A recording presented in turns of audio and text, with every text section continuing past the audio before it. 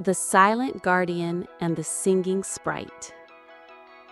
In the heart of the Whispering Glade, a part of the ancient, mist-shrouded Eldoria forest, lived creatures of fable and wonder. Trees here grew so tall their crowns touched the clouds, and the very air hummed with unseen magic. It was here that Gideon, a magnificent stag, roamed. His antlers, broader than any oak branch, were adorned with patterns of moss and lichen, signifying his age and connection to the forest. Gideon was a creature of quiet dignity, moving with silent grace through the undergrowth, his keen senses always alert. He was the unspoken guardian of the glade, his presence bringing a calm assurance to its inhabitants. But Eldoria Forest also held inhabitants of a different nature. Among them was Lyra, a pixie no bigger than a thumb, with wings like iridescent dragonfly sails and hair spun from moonbeams. Lyra was the spirit of joy and song, her laughter like the tinkling of tiny bells, her melodies weaving through the leaves like threads of pure magic.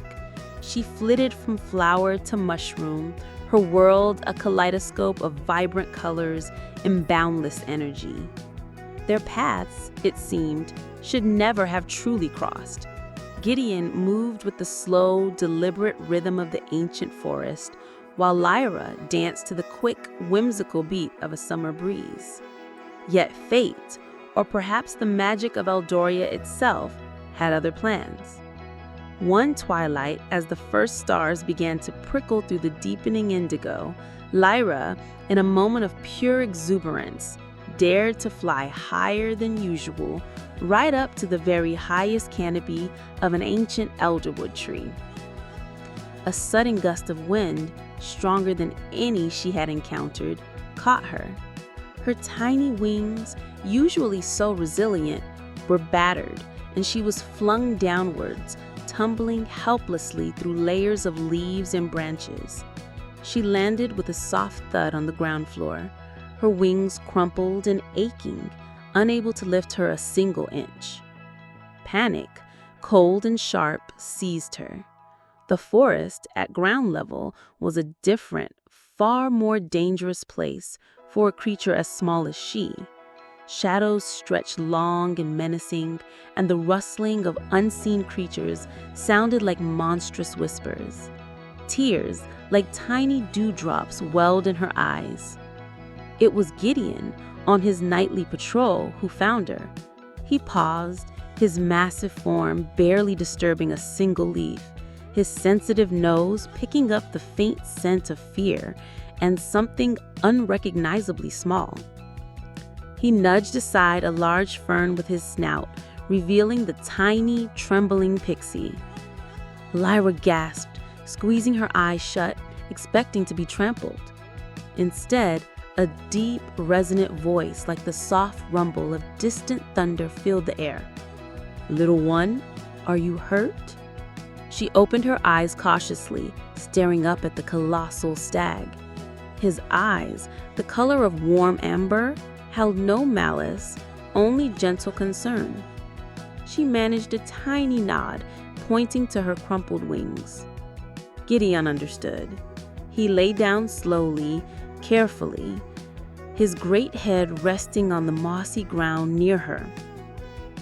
"Rest here, little one. The night is long."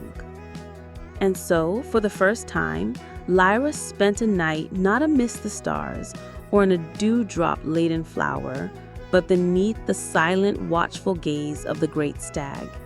His warm breath was a comforting breeze, his massive body a protective wall against the unseen dangers of the forest floor. As days turned to nights, Lyra slowly recovered. Gideon never left her for long. He would bring her tiny, sweet berries he found, carefully placing them within her reach. He'd nudge aside branches to let sunlight filter through for her, and his mere presence kept away any smaller, curious creatures who might otherwise have posed a threat.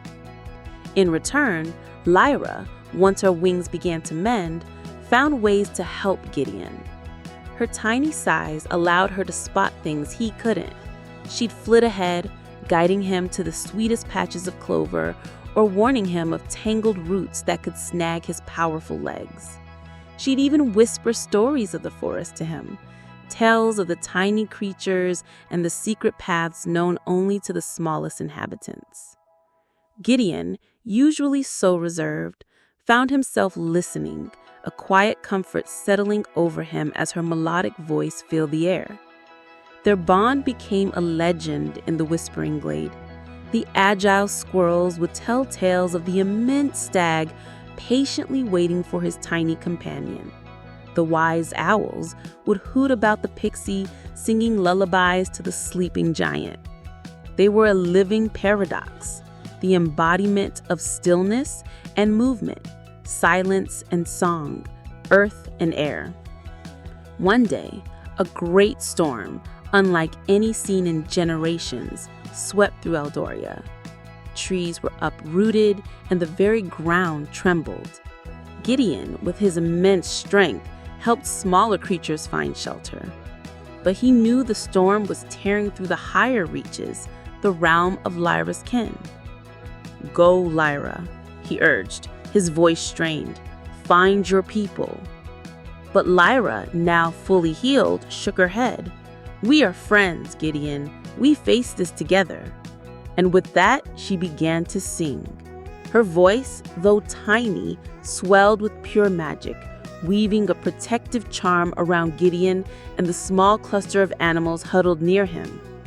It wasn't a physical barrier, but a song that calmed fears, strengthened resolve, and somehow seemed to deflect the most violent gusts of wind, making their shelter feel safer. When the storm finally passed, leaving behind a world reshaped but not broken, Gideon and Lyra stood together, a testament to their unwavering bond. Gideon, the silent guardian, had found his voice in the melodies of his tiny friend, and Lyra, the singing sprite, had found her unshakable anchor in the steadfast presence of the great stag.